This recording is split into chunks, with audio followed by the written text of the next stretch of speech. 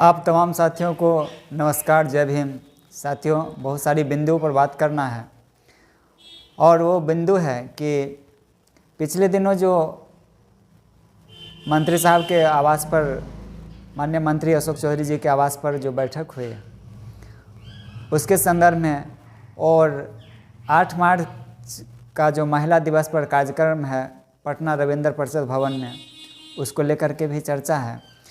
साथ ही शिक्षा सेवक तालीम मरकज़ के बीच जो सारी समस्या है उस पर भी चर्चा करना है। जैसा कि वीडियो में सारे कमेंट आए हैं उसका भी सॉल्यूशन देना है।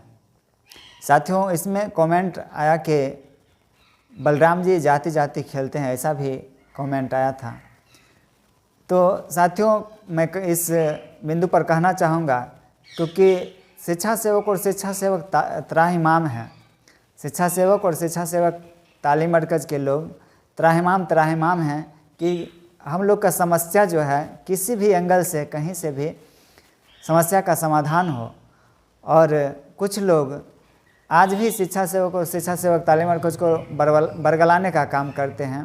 यह कहीं से भी उचित नहीं है। आप लोगों ने देखा है कि मिठाई वाले और 110% वाले जो आप लोगों को इतना बड़ा गुमराह करके रखे हुआ है जिसका कोई जवाब नहीं है। अगर कोई साथी हमारे कार्य कर रहे हैं तो निसंदेह उन्हें काम करने देना चाहिए, और आपस में टूट फूट करना और विरोध करना, लोगों को गुमराह करना, यह बहुत ही खराब बात है और ऐसा नहीं करना चाहिए। इसी को लेकर के हमारा जो दलित महादलित समुदाय के लोग हैं, SC ST के जो भी लोग हैं, कहने को 85% है, लेकिन देखते हैं कि किस तरह से बटे हुए हैं। और ये बटने का फ़ायदा सीधा हमारे जो मनवादी लोग हैं वो सीधा इसका फ़ायदा उठा रहे हैं और हम लोग आपस में लड़ भिड़ रहे हैं। हमें अपने हक अधिकार के लिए जहाँ एकजुटता का परिचय देना है, वहाँ ब्राह्मणों ने, मनवादियों ने हम लोग को जाति जाति में बांटा और हम लोग आपस में बट करके ये अपने भविष्य को बर्बाद कर रहे हैं, अपने बाल बच्चों के भविष्य को बर्बाद कर रहे हैं। ऐसा नहीं करना चाहिए। देश की क्या स्थिति चल रही है आसपास आप देख रहे हैं कि जो हमारे हक और अधिकार के हनन का काम करते हैं, हमारे आरक्षण का विरोध करते हैं, उन्हीं को आप आश्रय देने का काम करते हैं, जबकि अभी भी आंख नहीं खुली है उसका विरोध करना चाहिए। जहाँ विरोध करना चाहिए वहाँ उन्हें सर आँखों पर बैठाने का काम करते हैं। चलिए, बातें बहुत सारी है। तो कहना है कि 8 मार्च का जो रविंद्र परिषद भवन वीरचंद पटेल पथ जो जदयू कार्यालय के पास है, उसमें ये कार्यक्रम है 8 मार्च को महिला दिवस कार्यक्रम। इसमें पूरे बिहार से शिक्षा सेवक और शिक्षा सेवक तालीम मरकज़ के लोग पूरी एकजुटता के साथ इस कार्यक्रम में भाग लें, क्योंकि ये कार्यक्रम आपका जो मांग है वो एक टर्निंग पॉइंट का काम करेगा। और ये समय है जो चुनावी वर्ष है, जब तवा गर्म हो तभी चोट देने में फ़ायदा है, और इसमें एकजुटता के साथ हम आप लग भीड़ करके हमें जो हक अधिकार है सरकार से लेनी है, वरना फिर हाथ मलने के सिवाय कुछ नहीं बचेगा। साथियों, मैं बता देना चाहता हूँ कि प्रदेश संरक्षक और प्रदेश संयोजक के रूप में हमारे मंत्री जो हैं, उन्हें आपकी सारी समस्याओं से अवगत करा दिया गया है। ऐसा भी कमेंट है कि आज तक मंत्री महोदय अशोक चौधरी जी शिक्षा सेवक और दलित समाज के लिए नहीं कुछ किए हैं।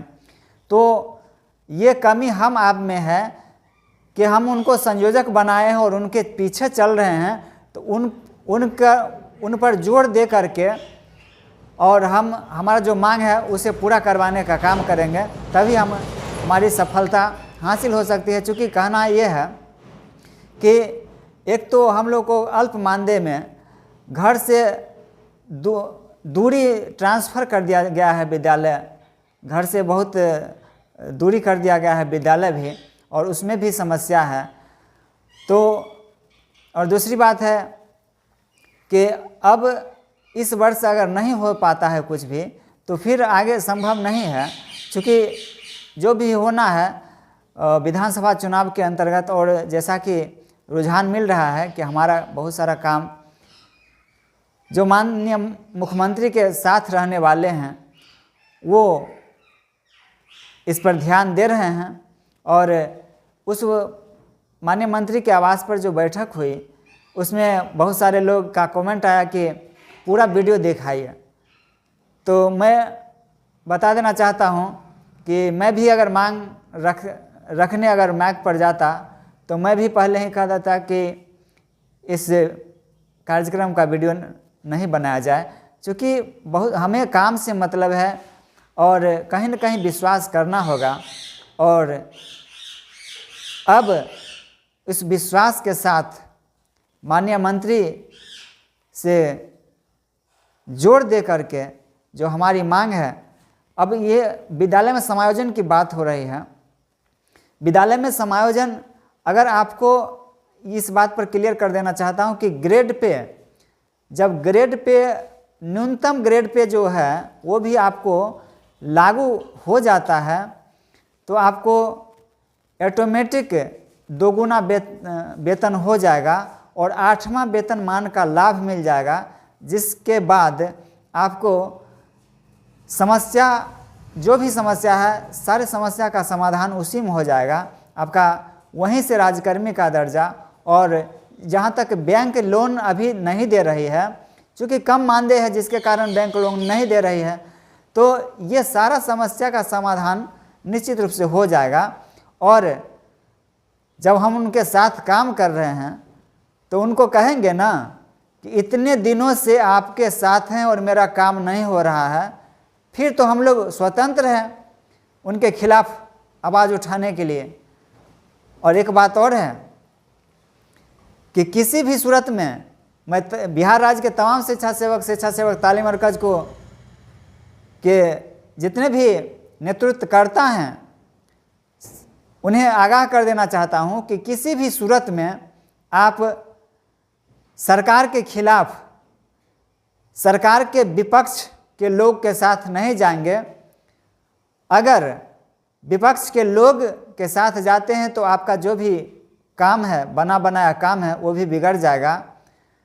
मैं ये नहीं कहता कि सरकार के खिलाफ आवाज़ नहीं उठाना है, सरकार के खिलाफ आवाज़ उठाना है, लेकिन अपने बैनर तले। और अगर हमारी मांग जब नहीं पूरी होगी तब ऐसा कदम उठाने की बात करेंगे। और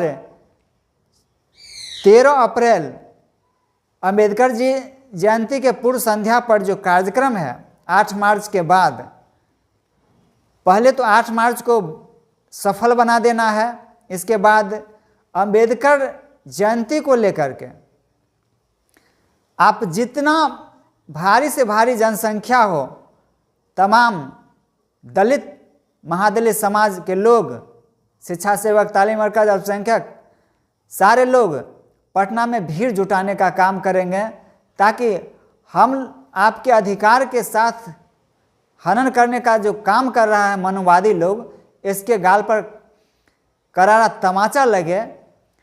चूँकि हमारे हक और अधिकार को लगातार वो लोग छीनने का काम कर रहा है और हम लोग आपस में लड़ झगड़ रहे हैं, ऐसा नहीं होना चाहिए। कुंभ नहाने वाले को ये संदेश देना चाहते हैं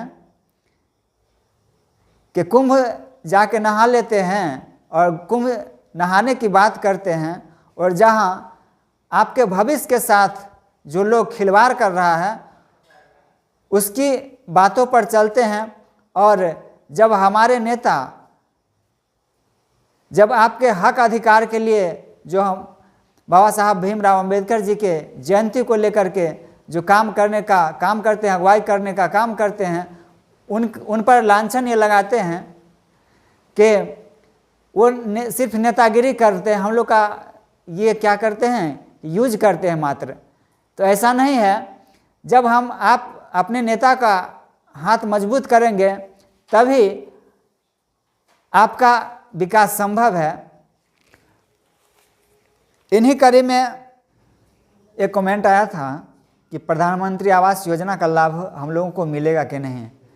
तो साथियों, मैं बता देना चाहता हूं कि उसका एक लेटर है जिसके अंतर्गत 15,000 से ज़्यादा जिनके नहीं का मानदेय है और उनको जो है सो ये PM आवास योजना का लाभ नहीं मिलेगा। और यही है। दूसरी बात है कि एक कमेंट है कि पश्चिम चंपारण में शिक्षा सेवक तालीम मरकज़ की बहाली के लिए बात किया जाए। तो साथियों, बहुत सारे लोग ये भी कमेंट कर देते हैं कि पहले जो बहाल हैं उनके लिए सोचिए। तो ये अजीब सी बात लगती है, क्योंकि सरकार के द्वारा जो सीट निर्धारित है 20,000 शिक्षा सेवक और 10,000 तालीम मरकज़, तो उसमें वैकेंट सीट है, उसमें बहाली होनी है। और राज्य के लेटर के अनुसार कई जिला ने बहाली कर भी दी है और बहाली करने के बाद उन्हें ट्रेनिंग भी दे दिया गया है और वो कार्यरत भी हो गए हैं। बहुत सारे जिला हैं जो इसको बहाली नहीं किए हैं। तो अगर बहाली कर दी जाती है तो हमारे ही समाज के लोग उसमें इन्वॉल्व होंगे। जहाँ फिर वही बात कहना है कि जहाँ वो लोग हैं बैठे हुए मनवादी लोग, वहाँ अपने हक अधिकार के लिए लड़ के कहते हैं ये अधिकार लेना चाहते हैं कि ये होना चाहिए। और हमारा जो सीट वैकेंट है, सरकार के द्वारा लेटर भी निकाल दिया गया है, वह वही सोच जो है वहीं पर अटकी हुई है। ये बहाली निश्चित रूप से होने चाहिए ताकि कुछ हमारे ही समाज के लोग इसमें इन्वॉल्व होंगे। तो साथियों, मैं ज़्यादा वक्त नहीं लेना चाहूँगा और जो भी कमेंट था आपका जिस पर मैं जवाब दिया हूँ, और एक बात मैं ज़रूर दोहरा देना चाहूँगा कि NDA घटक दल हम के द्वारा जो ये कार्यक्रम पटना के गांधी मैदान में किया गया, माननीय मुख्यमंत्री जी भी आए और जैसा कि देखा कि आपने चले गए, तो मुझे किसी भी तरह से काम लेना है और ऊहापोह की स्थिति में नहीं रहना है। जो सरकार, जो सत्ताधारी जो सत्ता में हैं, उनसे मिलकर के हमें जो काम है, हमारी जो मांग है उसे पूरा करवाना है। और बाकी तो हमारा जो दरवाज़ा है वह संगठित होकर रहने का है और दरवाज़ा खुला हुआ है, आगे हम लोग को क्या करना है।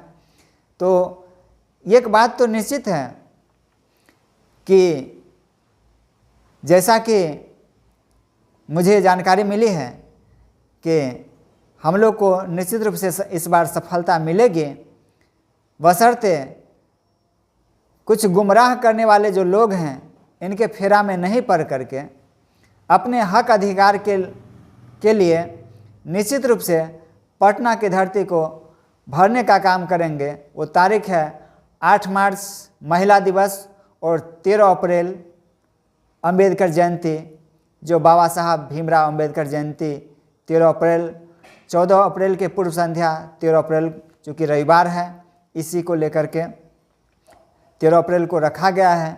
और यही शक्ति प्रदर्शन आपका सफलता का कुंजी है और इसमें तन मन धन से सहयोग करते हुए इन्हें सफल बनाने का काम करेंगे।